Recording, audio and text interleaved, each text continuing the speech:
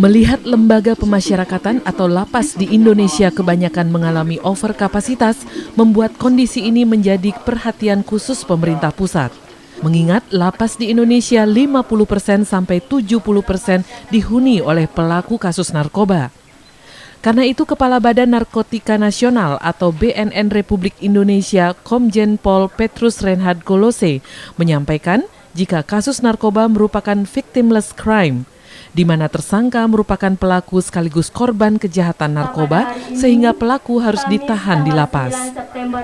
Untuk mengurangi overkapasitas lapas, pihak BNN akan melakukan langkah terpadu dalam penanganan kasus narkoba dengan cara asesmen guna menentukan apakah tersangka kasus narkoba akan terus dilakukan proses peradilan atau hanya dilakukan rehabilitasi.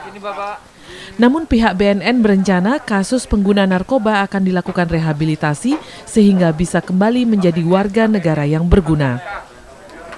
Di Indonesia, secara tempat-tempat besar itu ada di kota-kota 70%. Kemudian di daerah-daerah 50% penghuni lapas itu adalah juga kasus narkotika, termasuk juga di Bali. Sehingga kita juga negara melihat bahwa kita tahu bersama yang disebut dengan kejahatan narkotika itu adalah victimless crime. Jadi dia pelaku, dia juga korbannya.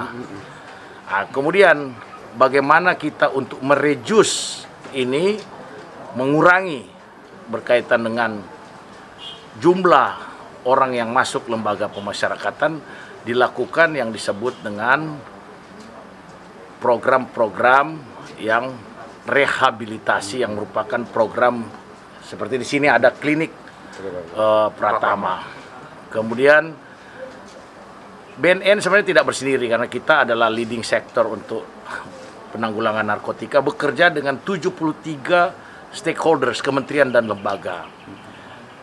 Dengan adanya surat atau peraturan dari Kepala Kepolisian Republik Indonesia, kita bersama-sama nanti melakukan di Badan Narkotika Nasional Republik Indonesia dan jajarannya yang disebut dengan TAT, Tim Assessment Terpadu.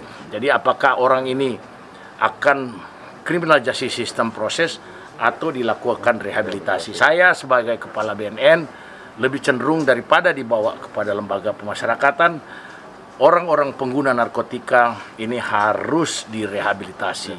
Peredaran narkoba di Pulau Bali masih cukup tinggi, karena itu diharapkan segera mengambil langkah agar kasus narkoba di Bali ditekan.